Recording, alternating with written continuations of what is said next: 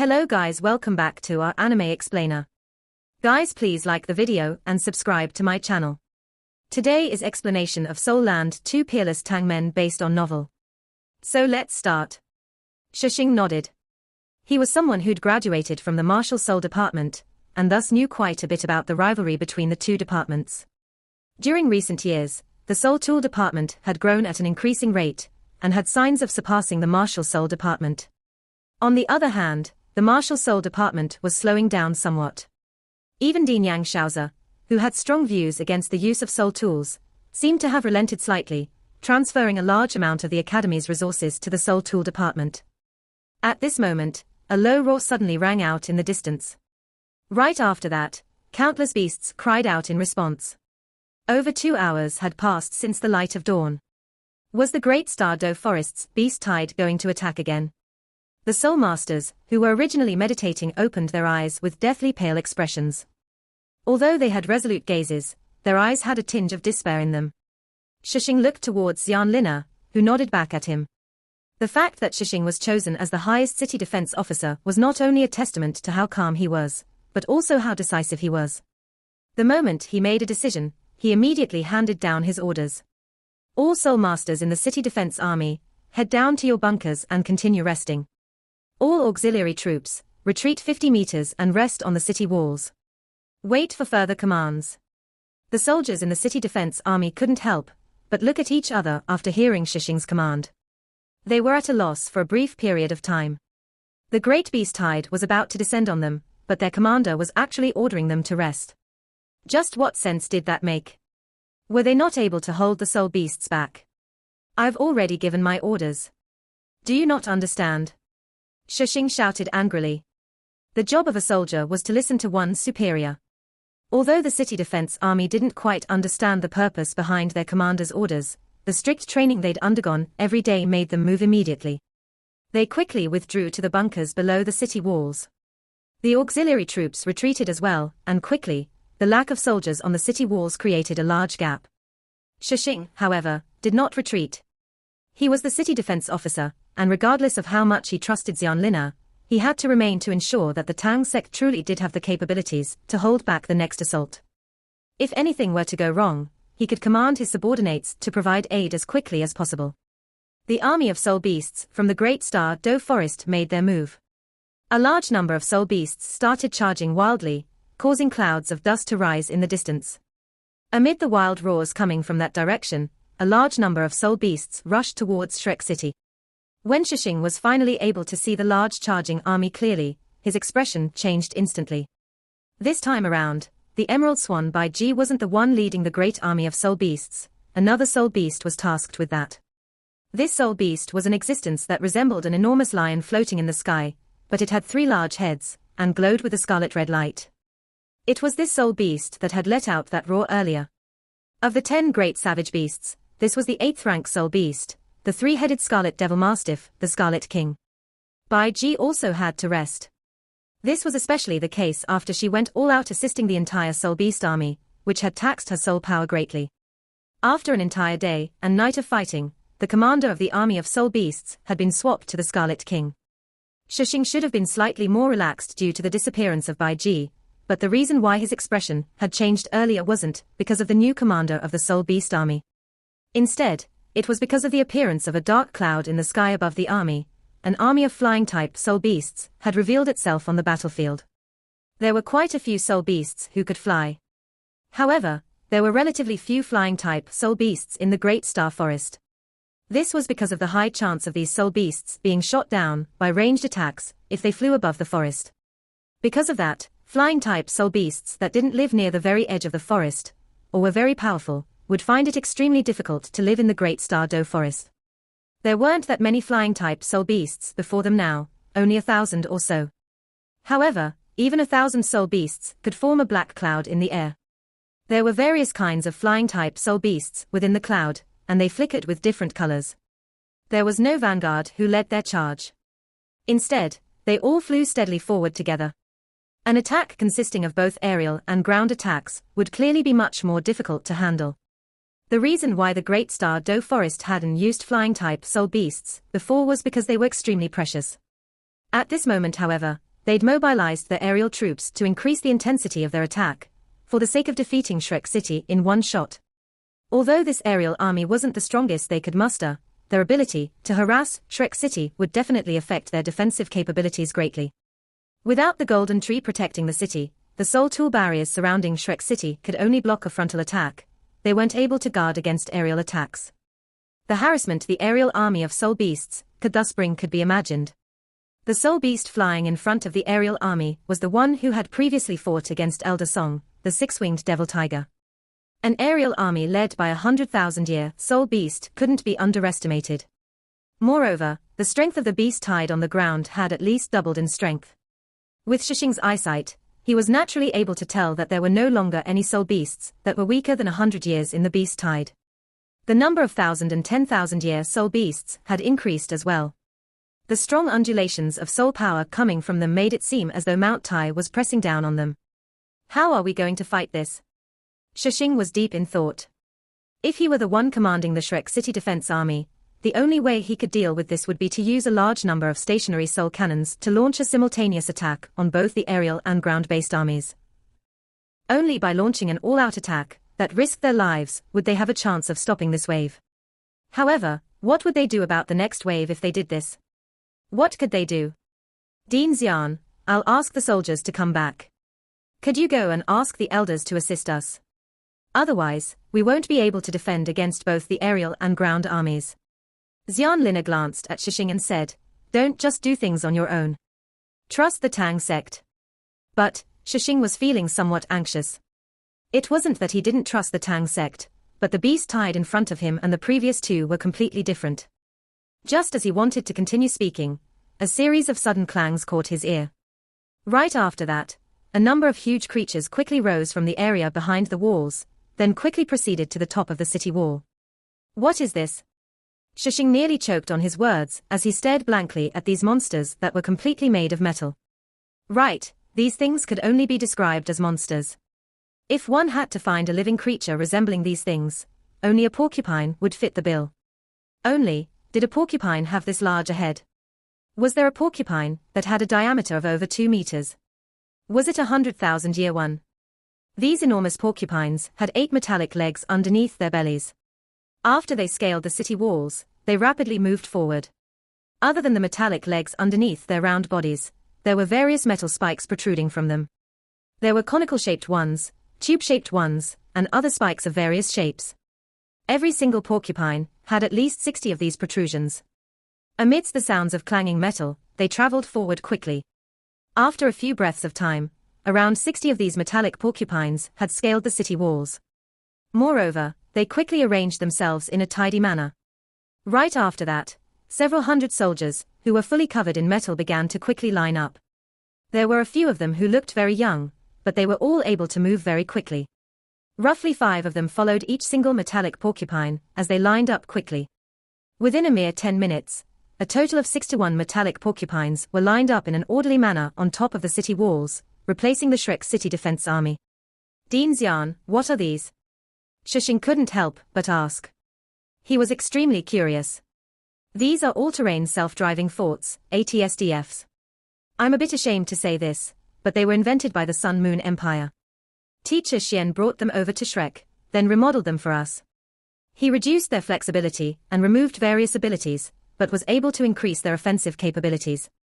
Just watch. The things climbing up the city walls were all-terrain self-driving forts. Unlike the original iteration of the all-terrain self-driving fort, the remodeled ones were slightly smaller. Furthermore, the materials used to construct them had been changed slightly. Instead of using rare metals, it used iron essence as its main material. Rare metals were simply too expensive. In Xian Ziwen's own words, using rare metals would be a waste of resources. Using iron essence to construct an all-terrain self-driving fort resulted in its defenses being equivalent to that of a class 3 or 4 soul barrier. This was already enough for Xian Ziwen. Unlike the outer casing of the fort, which he decided to skimp on, Xian Ziwen demanded perfection in its formation arrays. Every single internal component and formation array of the all-terrain self-driving forts had been created by students of Shrek Academy and disciples of the Tang sect, who had all been taught by him. They would only be mounted in the forts after he had personally checked them. The outer casing of these 6-to-1 all-terrain self-driving forts were all created using Shrek Academy's resources. They were originally meant to provide immediate assistance in any battles that Shrek Academy would fight in the future. However, nobody thought that they would first be used to defend the city. Naturally, credit had to be given to Huo Yuhao, who had brought back a large amount of rare metals from the Sun Moon Empire. This was why they were able to create so many all-terrain self-driving forts in such a short period of time. Their outer shells were finished much earlier. However, Shrek Academy was only able to perfect their weapons and formation arrays after obtaining those rare metals. After just over a month, they were able to assemble the first batch of forts. The Tang sect hadn't decided whether they would put them on the market yet. Shrek Academy had only ordered 100 of them. Right now, they'd only completed 6-to-1 of the 100, and thus hadn't finished their order yet. Every single all-terrain self-driving fort could fit 3 people in it, or even 4 if they were squeezed together. 100, in turn, could fit 400 people. From the Academy's point of view, these forts were quite good at both attacking and defending. Along with the Zhuge divine crossbow cannons, the all-terrain self-driving forts were projects that the Academy strongly supported. At this moment, even Xianlina wanted to see how powerful these forts were. From her point of view, this was another way of fighting with larger soul forts. Xian Zuan's cold voice rang out from one of the all-terrain forts. All units, pay attention. All units, pay attention. Charge your main cannons. Target the enemy's air force. Charging, start. After hearing Xian Zuan's words, all of the all-terrain forts started moving. The disciples of the Tang sect were controlling them, and they had been with Xian Zuan for a very long time. They didn't just respect their teacher Xian, they were also very familiar with his temper. If anyone were to mess up any orders this teacher gave, they wouldn't be let off with a simple scolding, they would be punished corporally, as well. Because of that, their movements were extremely tidy. All of the all-terrain forts planted themselves on the ground, then lowered their metallic legs, causing them to remain just centimeters off of the ground. After that, their ball-shaped bodies leaned 30 degrees forward, before revealing enormous ring-shaped cannons that were around 2 feet long. These cannons were somewhat strange. They didn't protrude too much, and unlike the thorns on their main bodies, they were much, much smaller, only around a handspan long. However, the tips of the cannons started to look very unique as they started charging. Rays of light started to form a pattern within the cannons. Quickly, hexagons made of light were assembled inside the cannons, and a dark red light started to surge within. Ripples immediately started to appear in the air surrounding the all-terrain forts. From this, it could be seen how terrifyingly hot the cannons were. If Shishing were able to see the inner construction of the forts, he would have had a way different impression of how terrifyingly strong its main cannon was. A semicircle protruded from the roof of the all-terrain forts' inner structure. This semicircle was around a foot long, and it practically covered the entirety of the all-terrain forts' roof. This cannon was a Class 6 soul tool. Moreover, it was a special one that Xian Zuan had personally modified. The aerial soul beast army was also able to see these strange-looking creatures above Shrek City. The 6-winged devil tiger, who stood at the very front of the army, couldn't help but feel somewhat weirded out. Just what are those metallic porcupines? Why are they lighting up? Could they be another human-made weapon? However, it didn't feel any sense of crisis. Out of all of the soul beasts present, it was the first 100,000-year existence participating in this battle. As such, it naturally felt very confident in its abilities. A weapon made by humans could still be usable on ordinary soul beasts, but it was still far too weak to take on an existence such as itself. With it leading the charge, there wouldn't be in too much danger unless a human titled Doluor made a move. And what if a titled Doluor did make a move?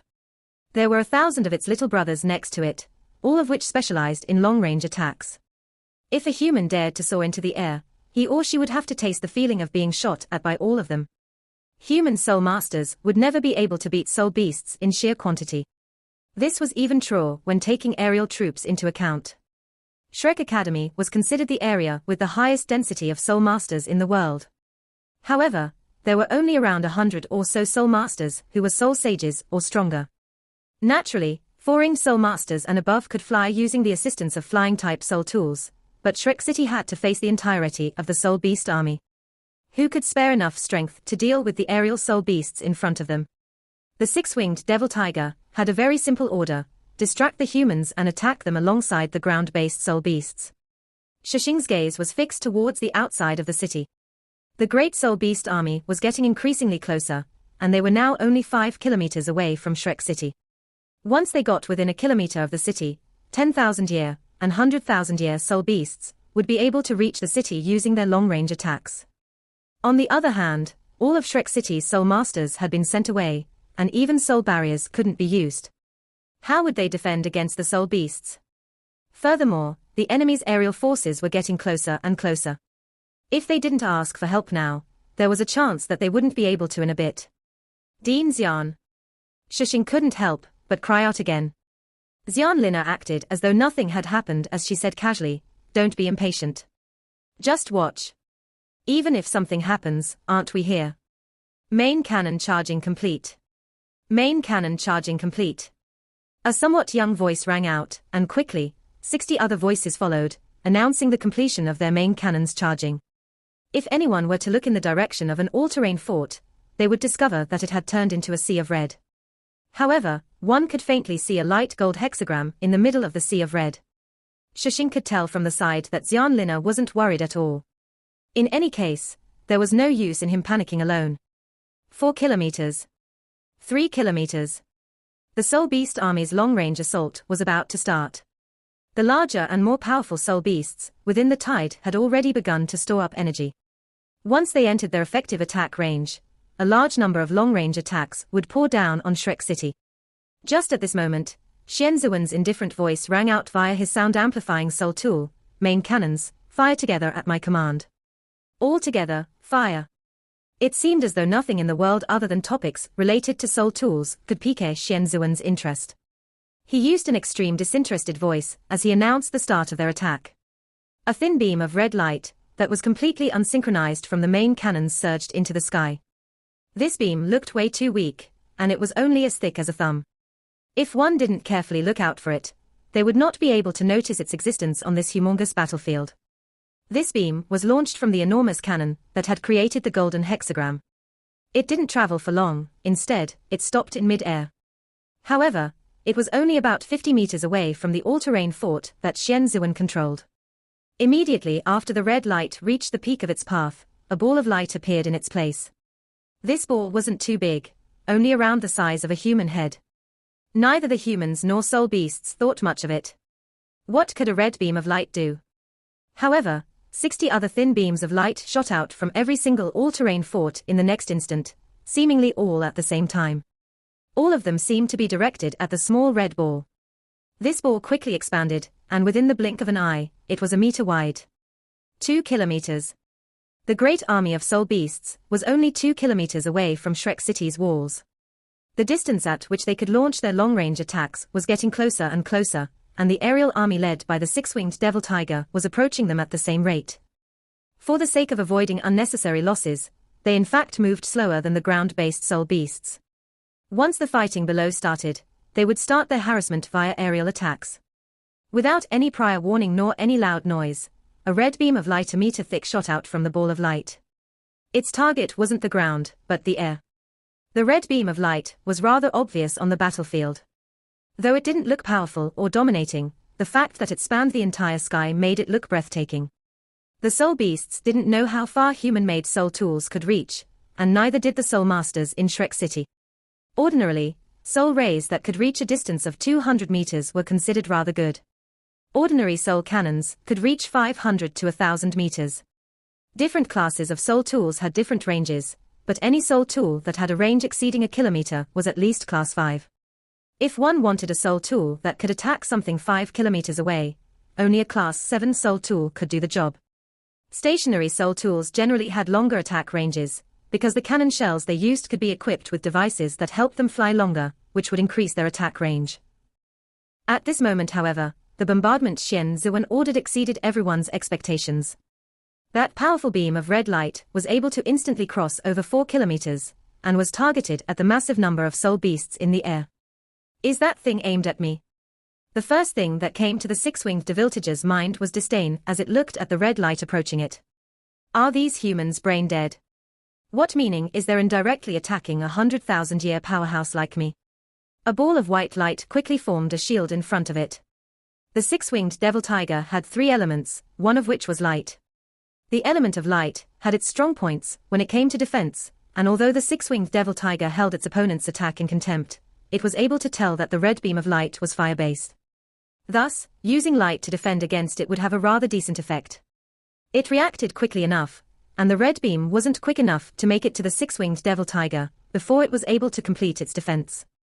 By the time it reached the great soul beast, its defense had already been completed, and the red light and the white barrier collided with each other. Even the soul beast in charge of leading the entire army of soul beasts, the three-headed scarlet devil mastiff, couldn't help but curl his lips after looking at the human's seemingly feeble attempt to resist. What are they even trying to do with an attack of this level? What? Just as the feeling of disdain appeared in the Scarlet King's heart, his eyes immediately widened in the next instant. What did he see? He saw an astonishing red light that instantly pierced through the sky.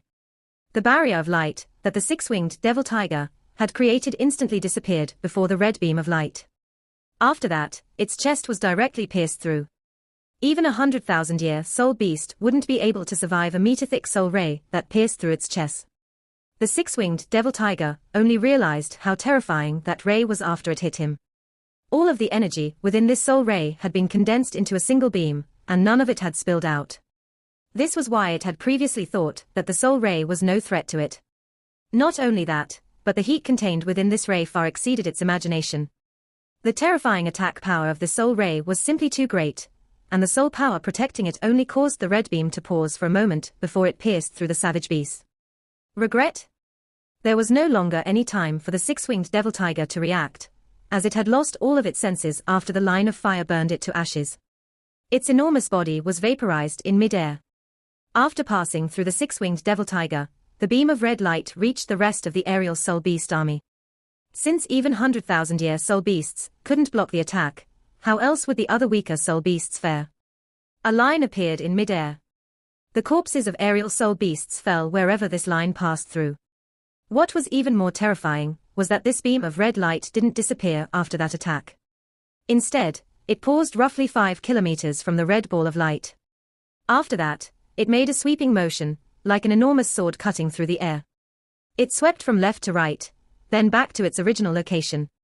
However, this back and forth motion was like a giant eraser in the sky that completely wiped away an uncountable number of dots there.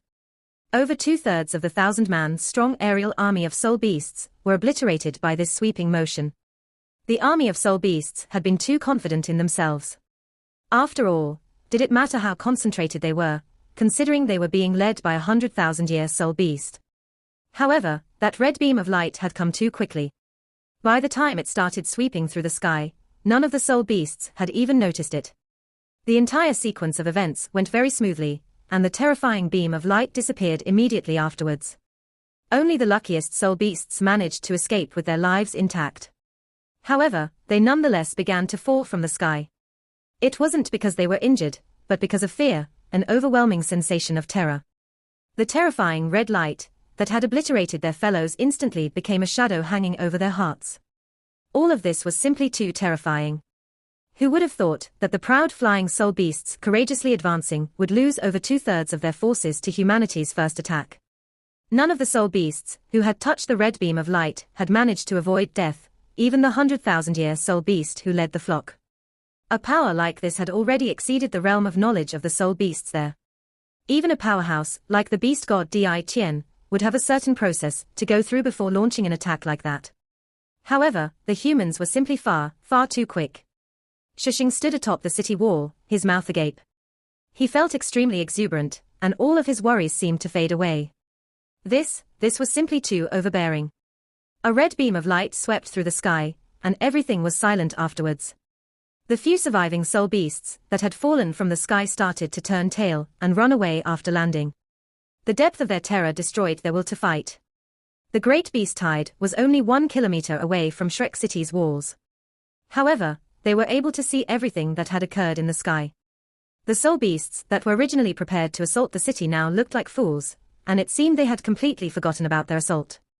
There were simply no long-range attacks being fired at the city walls right now. At this moment, Xianzuan's voice, an extremely unpleasant sound to the soul beasts, once again rang out from the sound-amplifying soul tool. All teams, fire at will. Carpet bomb them. Clang, clang, clang. With a series of metallic clangs, the cannons on the hedgehog-like all-terrain Soul forts lined up.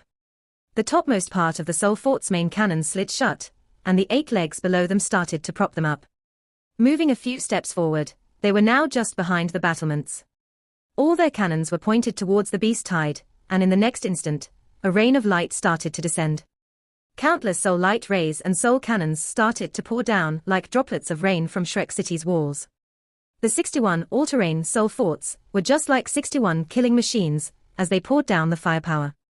The 300 soul engineers guarding the rear of the soul forts raised the metallic rods on their shoulders, then pushed them into an aperture on the side of the soul forts. They began pouring their soul power into the soul forts. The morale of the beast tide was brought to its lowest the instant the aerial army was devastated. That strike was simply too terrifying. The blood-colored soul ring left behind by the 6-winged devil tiger, as well as the soul bone that 100,000-year soul beast was bound to drop, was still floating in mid-air. All of this was simply too sudden, too shocking. To Shrek, that single strike was stunning. To the soul beasts, however, it was a painting of death. When the soul forts started launching their firepower, Shishing finally understood what was meant by a storm of carnage. The Zhuge divine crossbow cannons were considered extremely powerful weapons on the battlefield. However, the all-terrain soul forts had a wider range, the ability to continuously fire, and were more accurate. Several thousand rays of light were fired from the city walls towards the army of soul beasts. They began sweeping through the army immediately, just like the red beam that had swept through the sky earlier. A large majority of these soul rays were red in color. Trauma, oh the trauma. They were all red in color, but they didn't have an overly strong appearance to them. However, who'd know if one of those rays was just as strong as the one from earlier? Although the soul beasts acted like they weren't afraid of death, they weren't truly unafraid to die. This was especially true for a useless sacrifice. Who'd be willing to die that way? The volley from the all-terrain soul forts created a wall of death a kilometer away from Shrek City. Every single soul beast that dared to enter this range received a baptism of light rays. The number of casualties to the soul beast army immediately increased at a staggering rate. Without the emerald swan to heal them, the soul beasts could only watch as they were annihilated by the soul rays. Panic started to increase among the ranks of the soul beasts as their casualties increased. The ones in front had already started to turn tail in fear, but the ones behind them still continued to charge ahead. This was the first time since the start of the beast tide that chaos had occurred within the ranks of the soul beasts army. Soul beasts were savage by nature. If anyone blocked their path, they would chase them out of the way, or even kill them.